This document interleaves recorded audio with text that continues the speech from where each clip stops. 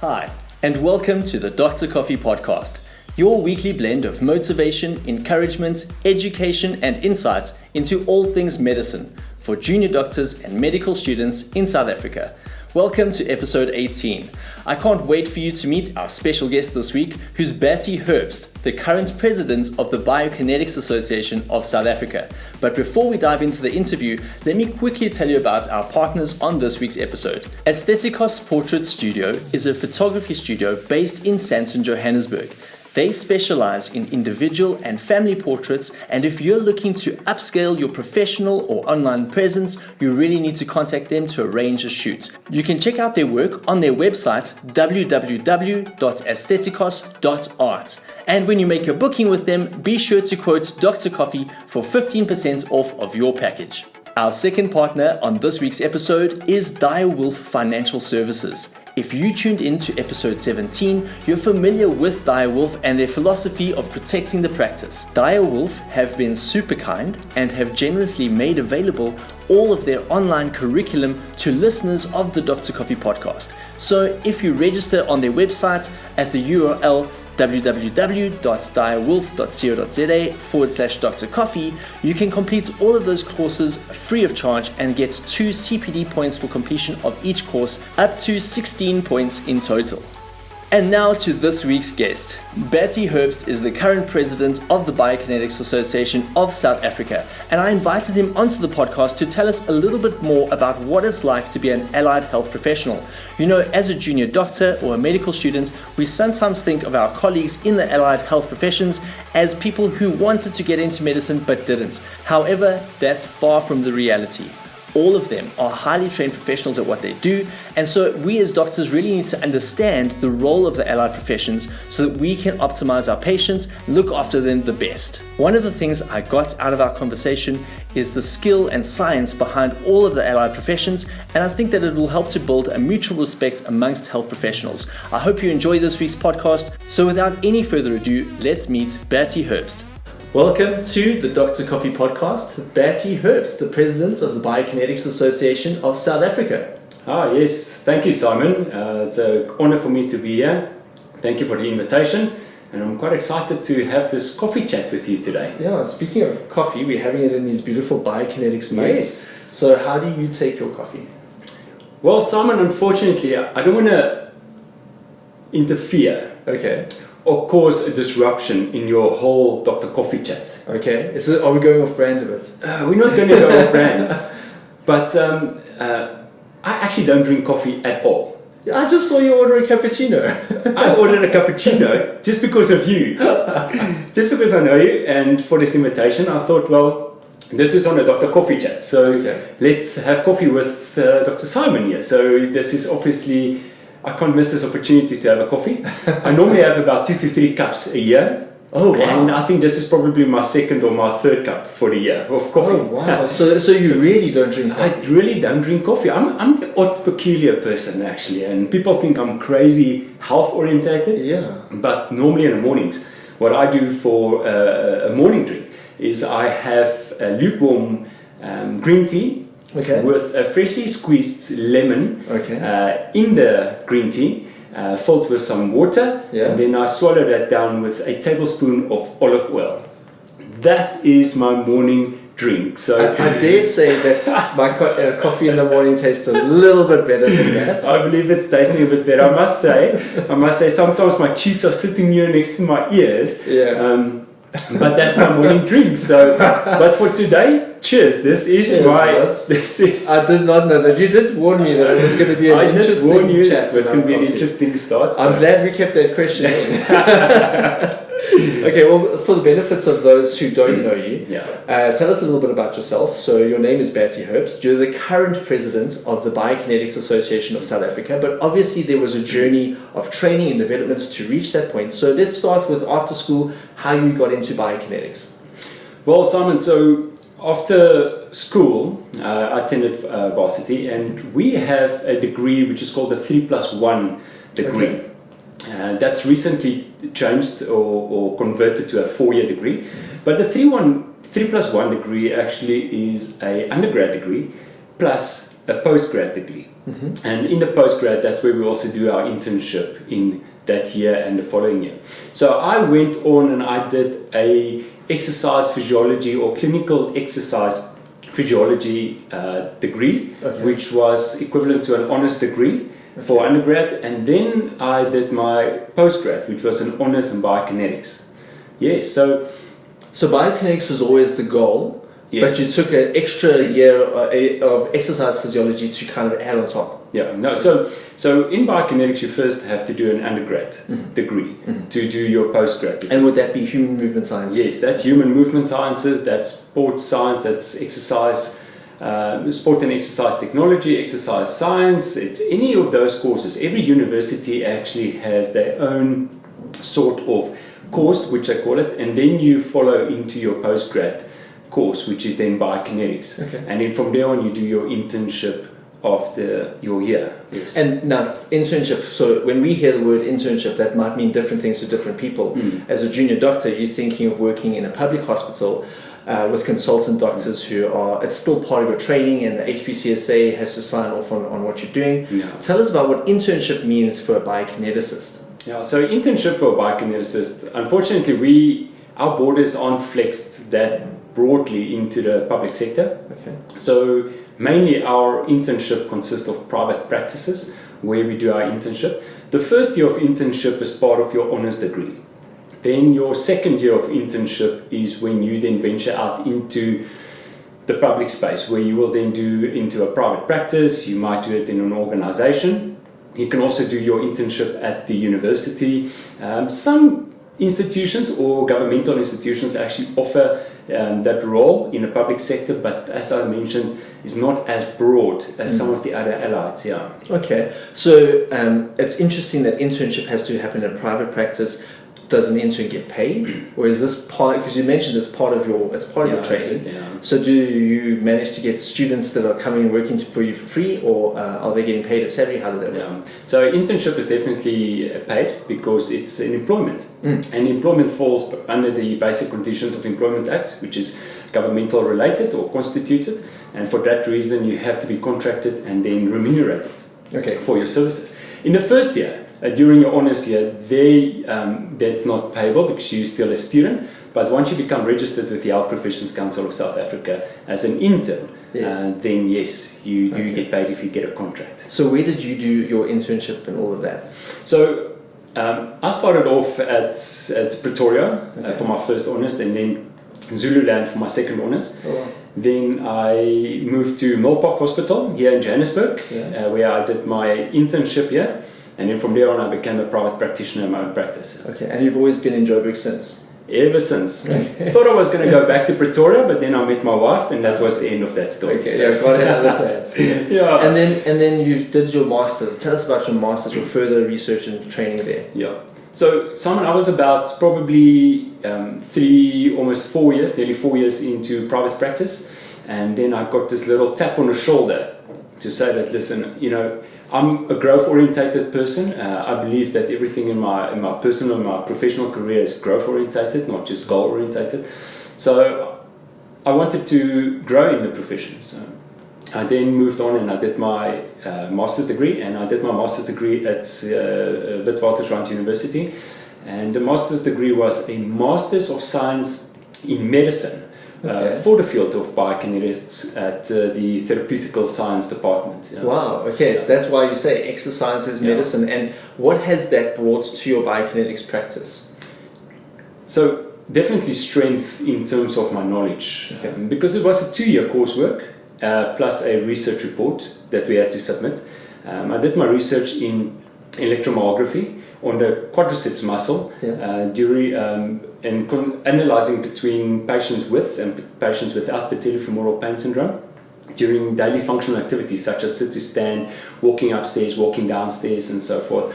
So that definitely strengthened my knowledge. And although we as biokineticists aren't specialists, we can't become specialists like doctors will become specialists in neurology or orthopedics or so forth. We can't necessarily become a specialist, but we can become biokineticists with special interest in a specific topic. So then I became a biokineticist with special interest in knee rehabilitation, where I focus in that area. So that strengthened me from that perspective as well. And my knowledge broadened, and I also started seeing a lot more knee patients. So I enjoy that type of field, working with that. It's very interesting, especially now, I think, when we speak about biokineticists, physiotherapists, occupational therapists, I think as medical doctors, we don't appreciate the nuances and the subtleties but that delineates these specialities. And so I think it's very helpful to have somebody like yourself on the podcast to explain to us what exactly a biokineticist does. So at a very nuts and bolts level, what is the scope of biokinetics? What will you treat and see that a physio won't? And when would we refer to a biokineticist? Yeah, absolutely. Simon, that is such a good question, and I get this question all the time because patients often get referred from doctors, and they sit in my practice, and while I assess them, they'll be like, so what exactly is the difference between a physio or you and a chiro or you and an OT? Or why did the orthopedic surgeon not do this himself? Yeah, exactly. So, you just assessed my range of my knee, but orthopedic surgeons just did it as well. Why do you do it again? Yes. So we're often seen as the bottom link of the chain of the referral pattern. What do you mean bottom link? So obviously when a patient's getting injured, the first stop is the general practitioner in general. Okay. So they might sprain an ankle. Casualty. So they might end up in casualty. The doctor in casualty will obviously attend, give some pain medication, maybe some inflammatories, and say, right, there you go. Here is a business card of a physiotherapist for injuries. Yes.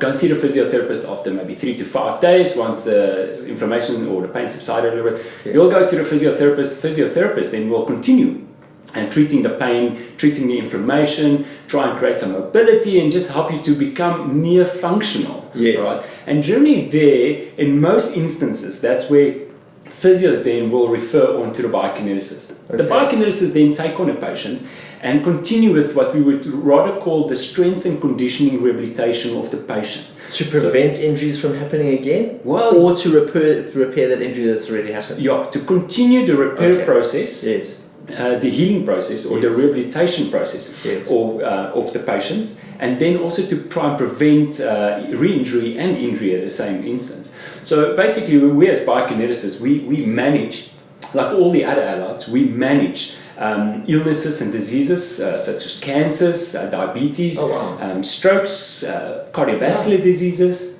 and then we also deal with injuries, such as your trauma injuries, your rugby injuries, your sporting injuries, just general functional injuries, maybe a person in a gymnasium that injured themselves, maybe a shoulder or so forth. You've left out an important population group of CrossFitters.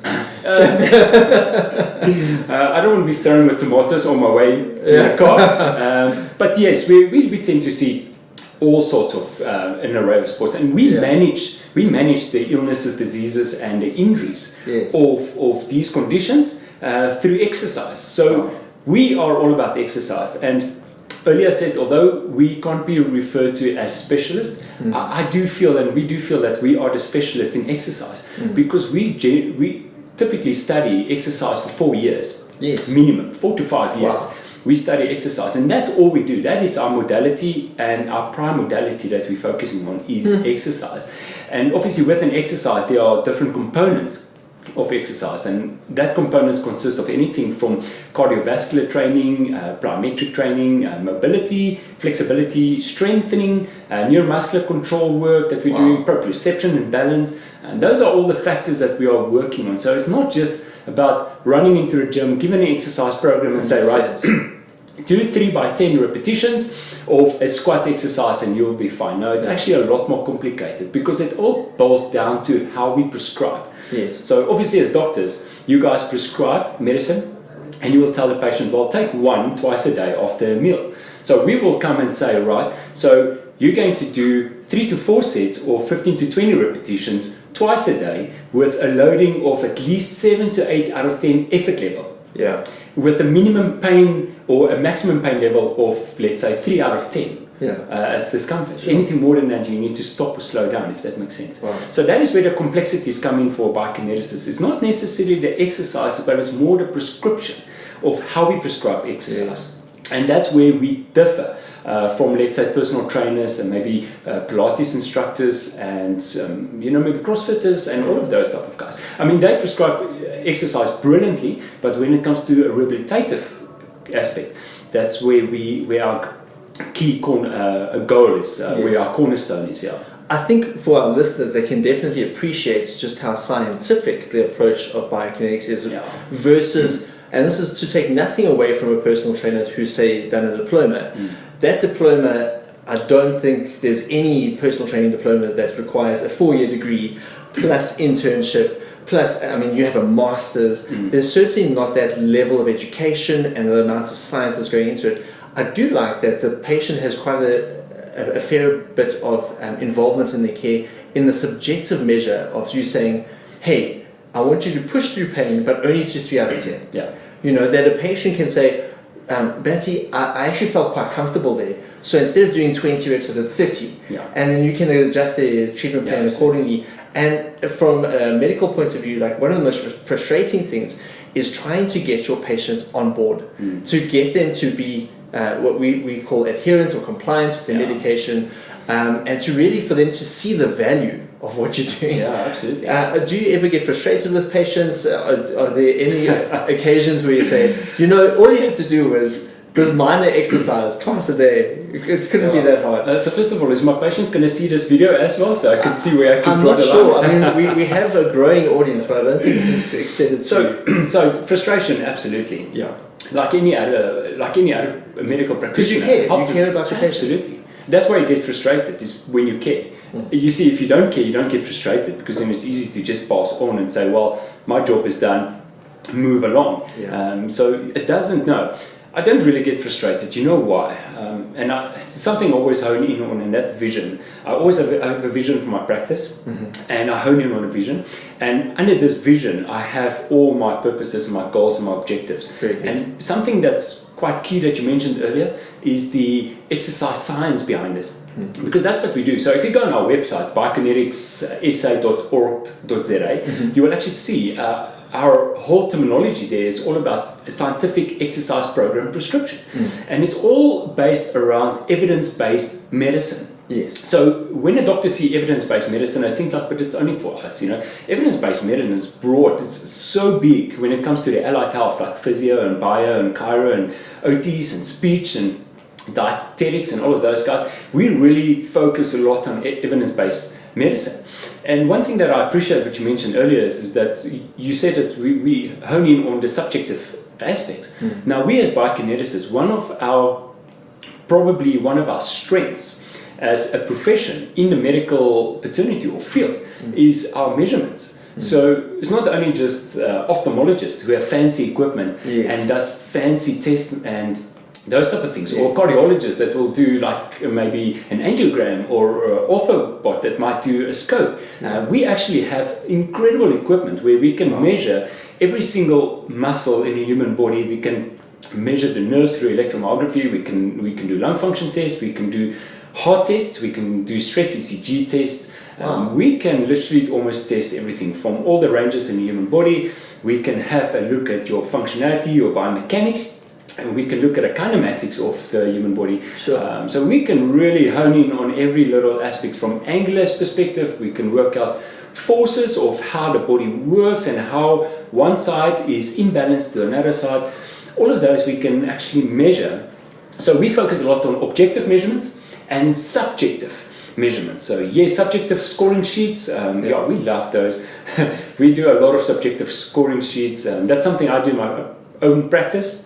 I actually start off with a subjective scoring sheet, because once you've done that, you don't have to ask the multiple questions, because it's already in a subjective scoring sheet, which is going to lead you to what objective measures you want to measure for the outcome measures. So you can then formulate your clinical status indicators, and once you have your clinical status indicators, then you wham bam your intervention plan, and you are geared to help this patient on recovery. Just like a medical doctor, taking a good history is 90% of your diagnosis. That's it, You've got to ask the patients what their experience of the illness is, what are the symptoms they're feeling, and then you go hunting for signs to confirm your diagnosis. So I think already just in this conversation, I'm appreciating that our audience is going to have a growing understanding and appreciation of what allied professionals go through. One of the questions that I've prepared is, what does a typical work week look like for you? And you've already answered to a fair degree, but how much time is actually spent behind a desk? How much time is looking at data? And how much time do you spend physically moving a patient and spending time in the gym with the patient to help rehabilitate them? Yeah, absolutely. So a typical work week for a biokineticist that's employed is obviously according to the Basic Conditions of Employment Act, where it's the 45-hour work week, including lunch. But yes, as you know, there's the roaring laughter of thousands of interns who hear that. Yeah, absolutely. So that is, I hope all the employers listen to that part, although they don't really put it in action. But as you know, obviously, when you're starting your own practice, the game changes. So personally, for me, when I started my own practice, I started off with 7 to 7. Straight away. So I worked from 7 o'clock in the morning till 7 o'clock in the evening. What a blessing that you were so busy to begin with. Yeah. On your own. No, absolutely. Thank God. Within the first 4 or 5 months, and look, it took some time to obviously build the practice. But once we got going, we were quite busy. And then on Fridays, we finished till at 5 o'clock, and Saturdays, we were back from 7 till 1 o'clock again. So over the years, as I become matured and as I grew in my personal capacity as a family man as well, I got married, had children, my time for practice changed as well. So that minimized to, let's say, from 7 till 5 and 9 to 7. And then eventually it became 11 to 7, and then from 6 to 2. And now, currently my practice, how I work is I see patients only from 6 till 12 o'clock, and then from 12 o'clock till 2 o'clock. Yes. I do patient management and I do practice management, because that's a vital key for any successful practice that I can tell you now. One day when you have your own practice, that is something that is key to have. It's that time where you spend on patient management and practice management. Go through your records for the patients that you've seen for the day, update the prescriptions, update the loading for the exercises, practice management, making sure that reports are sent out, billing, invoicing, all of those type of things is sent out. So that is my typical Monday, Wednesday, Fridays. Tuesdays and Thursdays, I only start at 12 o'clock. Then I see patients from 12 o'clock till 7 o'clock at night. But then I have patient and practice management then from 10 o'clock till 12 o'clock. In the morning? In the morning, yes. Wow. So that's a whole 10 hours of your week that you're devoting to just running your practice, doing the paperwork, the admin, and like you say, following up on patients' results, adding things to their schedules. Wow. Absolutely, and that's vital, because often that's where we lose patients. Is because of a lack of care. And the lack of care is not because you don't care, it's just because of lack of management. And because of the lack of management, it's not because you, on a daily, weekly, monthly, yearly basis, follow up with that patient to see, hey, how are you doing? That prescription I've sent you, are you feeling better? Or you're not feeling better? Have you recovered? Have you not recovered? Is there something that I can assist with in a process?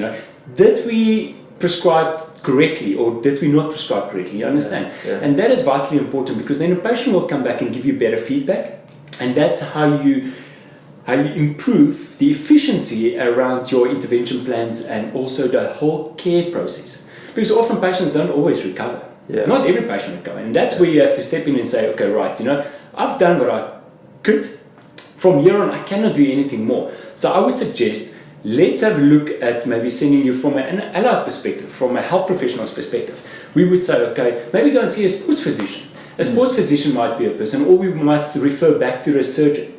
And then with the surgeon, we would say, here's the report. Here you can see the patient's symptoms are improving, but maybe the strength is not improving. Or maybe the strength is improving, but the symptoms isn't improving. The pain remains high. So something somewhere is not right, you understand? But that comes all down to management. And yes, going back to how we work in a practice, that is practically how we work. Now, some people might throw me with tomatoes here and say, I'm married and I have children, and I'm still working from 6 till 7. Yes, there is. Typically as a biokineticist, because our sessions aren't like a 10, 15, 20-minute consultation, we generally minimum 30 to 45 to 60-minute consultations. Yes. Yeah. So we might start early in the day. So some biokineticists you will find in some gymnasiums, such as Virgin Active Planet Fitness, other gymnasiums, even at CrossFit, some CrossFitters, CrossFit boxes, they call it, you might actually find some biokineticists there as well. And those guys start actually early in the morning. Some of them start even 4 or 5 o'clock in the morning. Wow. But then obviously end early in the day, or some of them even might work later. Because a lot of people who's being rehabilitated only have time for such long consultations, maybe before work and after work, or maybe lunchtime. So you will find that normally those times for biokineticists is quite busy, and the other times might be time for a bit of a lunch or maybe gym. Awesome. Keeping ourselves healthy. Yeah. So what would you say are the benefits or the pluses of your work, and what would you say are the pitfalls or negatives? So usually when we put this question to specialists in the medical field, we're asking an orthopedic surgeon, or we're asking, let's say I was asking obs and gynae, what are the positives, what are the negatives? They'll talk about, the positives are I get to be a lead surgeon, I get to deliver babies, it's really rewarding to help these moms who have hard pregnancies to deliver a safe, healthy baby, and mom and baby are fine. And then I talk about the negatives, the surgeons always blame us for cutting the ureters, etc. What are the pluses and minuses? And this can be work related, it can be your scope related, it can also be the interrelationship and interplay with other health professionals. Let's talk about that.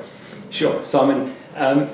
As a general biokinetics consensus, I think there's nothing as rewarding to see maybe a stroke patient walking again, or to see maybe a rugby player scoring that try after you've just rehabilitated his ACL, or seeing maybe the cyclists winning the SA champs after you've rehabilitated his shoulder or his back. I suppose that is probably the most rewarding aspect from a general consensus of the biokinetics field. From my side, what I kind of enjoy in our field is that, not to make comparisons to other professions, but I get the opportunity to spend 45 to 60 minutes with the patient. And I tend to see a patient 2 to 3 times a week, if not maybe more, depending if it's chronic or not. So I really appreciate that, because I really get to build a relationship with the patient.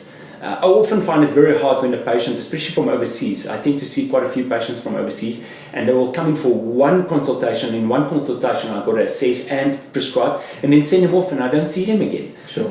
So I kind of don't like that, and I kind of like to build that relationship with the patient.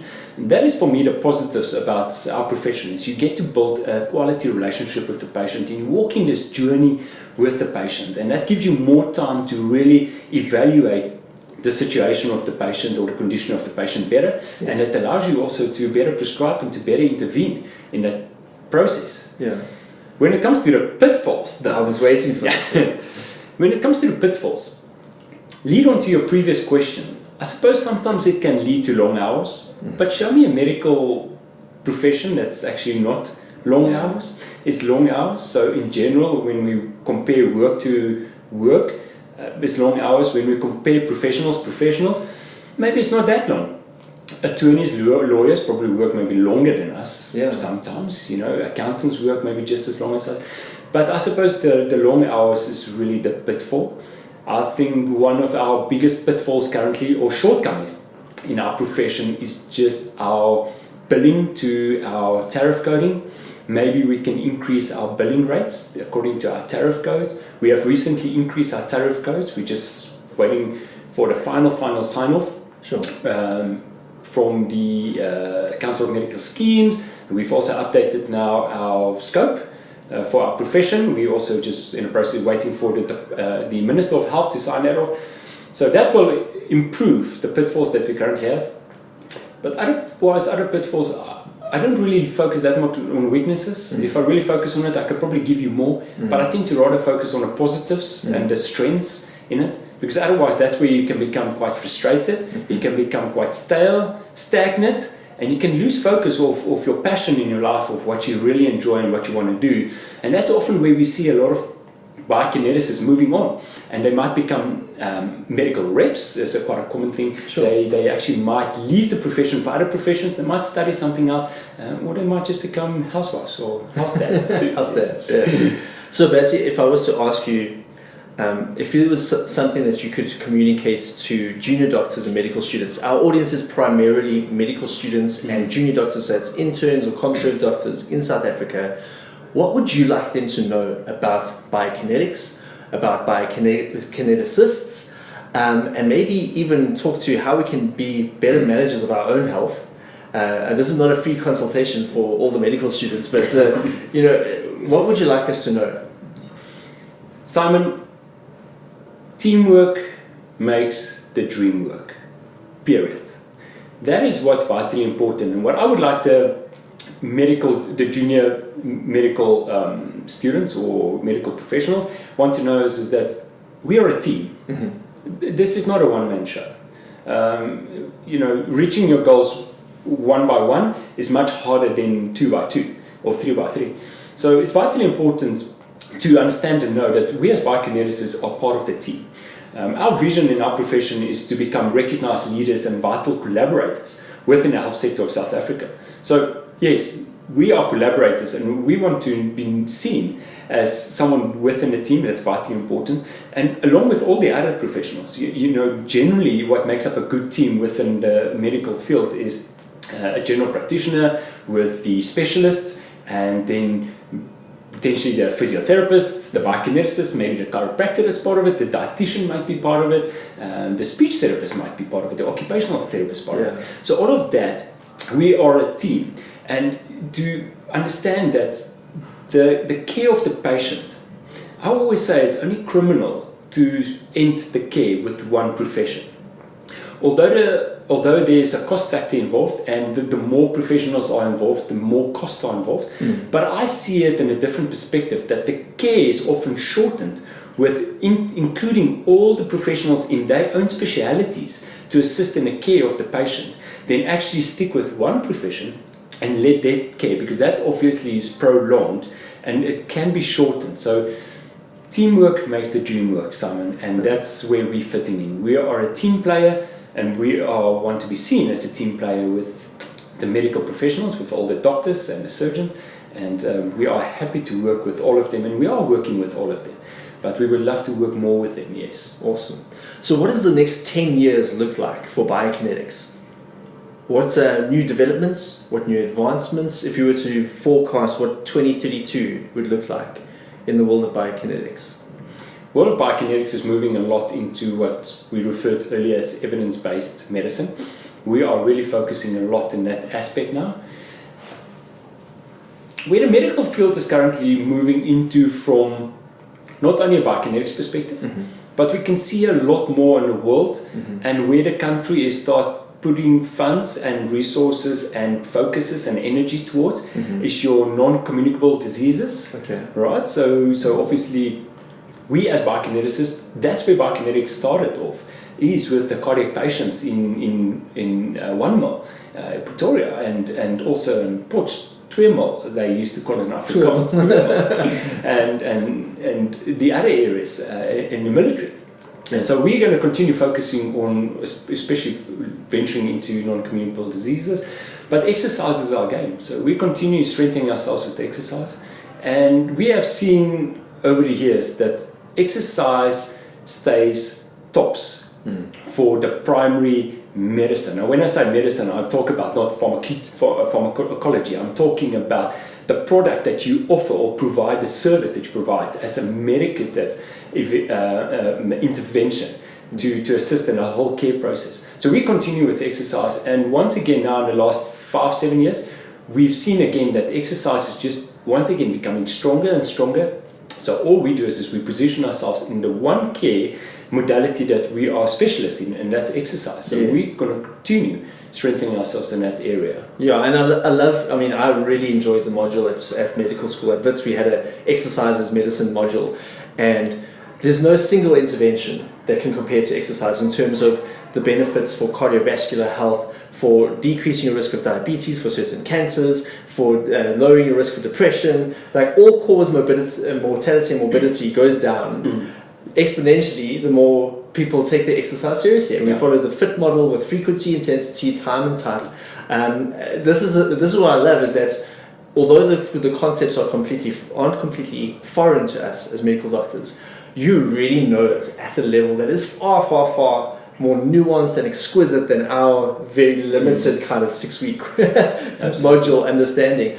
And that's why I think this conversation is so important, is for us to recognize and respect the different roles that everyone in the MDT plays. Yeah, absolutely. And for us as doctors to also learn from you. You know, to come to a biokineticist and say, me as a doctor, I'm trying to improve my own health, my own exercise, but I also recognize that there's so much you can do for my patients, help me to improve, you know.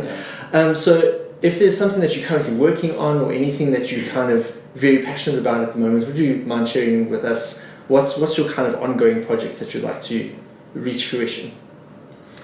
So just to add on to your previous comment, on behalf of the whole biokinetics profession, we welcome any doctor to contact any biokineticist at any time to ask for any exercise advice. I'm pretty sure we as a profession would be very happy to assist any doctor with that aspect. And you did mention that the tariffs are extremely low, so we need to maximize our opportunities now and come and pay while we can. Yeah? Absolutely. Ongoing processes. Being the president of the Biokinetic Association currently, that's my primary focus within our profession. I have 1 more year left, 1 year and 1 month left. My term comes to an end next year, 1st of December. So all my focus is currently in the organization to manage the profession, but also to lead the profession and to advance the profession. In terms of my current role as a biokineticist in my private practice, we are primarily focusing on strengthening ourselves in the patient management of our profession. That is something where we as a profession have identified a weakness in the last few years, and we correcting that weakness now to strengthen that. And we are in the process to build software to manage the patient more effectively and also productively, all based upon evidence-based medicine that we are working on. So not only just practice management, which we have worked on the last 10 years to strengthen ourselves. We are really strong, I believe, as biokineticists when it comes to practice management, but the patient management, like I mentioned to you earlier, that is for us key. And that is where we're putting our focuses on now in the next venture for us, is just purely focusing on that aspect of managing the patient correctly, effectively, and also productively for the biokineticist from a time perspective and from a cost perspective.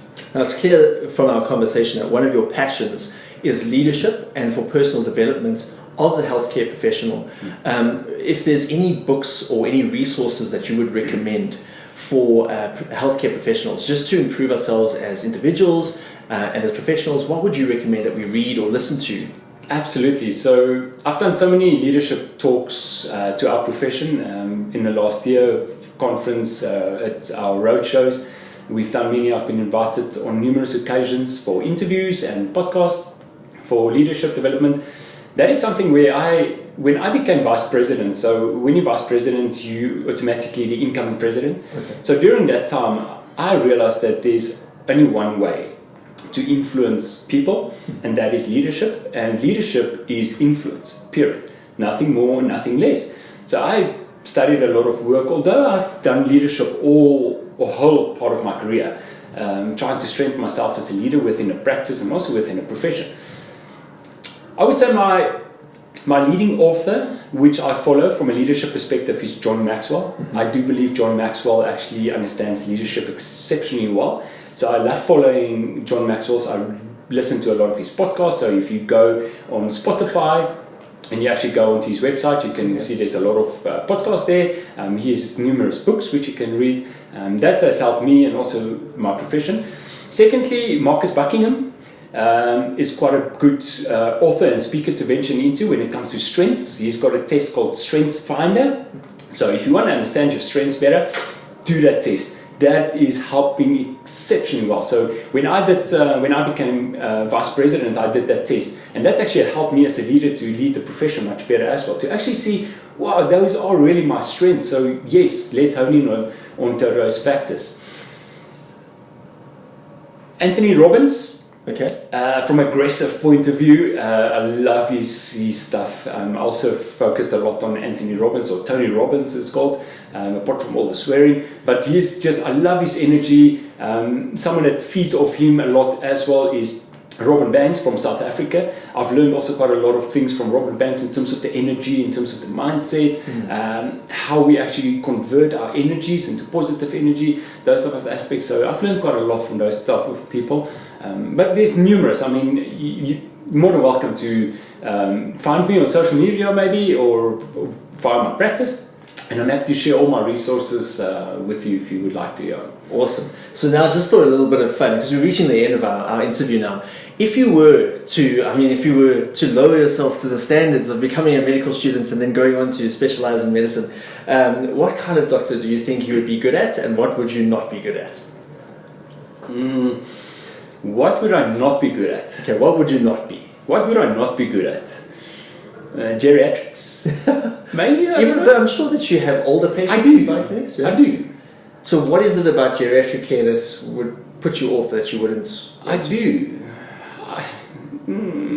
I like the energy around people. I like the performance around people. Yeah. I like the intricacies around the movement of the human body. Where with geriatrics, a lot of geriatrics actually boils a lot more down to chronic, a lot of illnesses and diseases. So that will probably lead me to not becoming an ENT or a cardiologist or a pulmonologist or oncologist. Okay. If that makes so sense. What would you be? It sounds like you're being more like acute care surgery or something like that. Sports medicine. Yeah, so I would love to move into maybe a sports physician. Orthopedic surgeon would be quite cool. Maybe even a neurosurgeon would be also quite cool.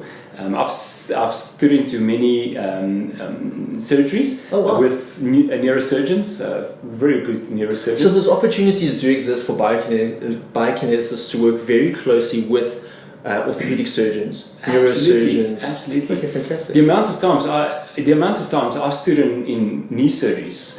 So you've scrubbed in and... No. Observation, just observing. Because it gives you the whole different perspective. Yes. When the patient comes in and you treat their knee for a total knee replacement. Yeah. But now once you've seen the surgery of how the knee replacement was done and the actual damage that is occurred during that surgery, it's a completely different perspective of your approach towards how you're going to take care. Yeah. So I made note of that I stood in with one of the very famous surgeons here in Rosebank. I stood in probably on multiple surgeries. So well that I kind of knew already what a double bundle surgery is going to be, where it's going to take the autograft from or the allograft from. I knew exactly where he was going to cut. I was like, I can almost do this, if the assistant collapses now, surgeon collapses, I think I can quickly scrub myself and jump in, but not quite, So I would love to. I think orthopedic surgeon would be quite cool to do knee replacements, do hip replacements. I don't think about shoulder replacements and elbow and those type of joint replacements, but I think that would be quite cool. So it'd be nice. It's been an absolutely wonderful conversation. The time has flown by, and I need to respect your time because you do have somewhere to be. But thank you so much for the input, for the conversation, just for being a wonderful human being on the podcast. I think we've learned a lot. Certainly for me, I have learned to appreciate the evidence-based approach that biokineticists take. There is the subjective, of course, but there is a very scientific base behind, and I think as junior doctors we need to be cognizant of that and respect your role within the MDT. So thank you, Bertie, for imparting so much into the podcast. I think it's been great to have a different take and a little bit of a laugh as well along the way. Absolutely, yeah. So Simon, thank you to you, and thank you for this opportunity, and thank you for inviting us as a profession. I really appreciate this, and for all the listeners and the viewers, I really hope you guys have learned. There's just so much more to say. You guys are more than welcome to go to our website. I mentioned it earlier, biokineticssa.org.za. Go and have a look at our website, go and see what we're all about. And yes, hopefully we get to meet you guys in the near future. So yes, cheers, sir. Awesome, Bertie. Thank you. Cheers. I hope you enjoyed this week's episode as much as I did. Don't forget to check out Aestheticos Portrait Studio on Instagram or at www.aestheticos.art for a professional photo shoot.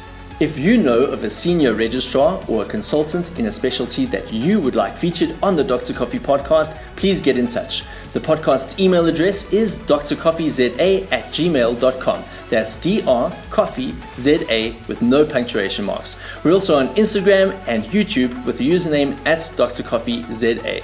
If you enjoyed this episode, don't forget to like and subscribe, and please share with a medical student or junior doctor in your world. Thank you so much for your support.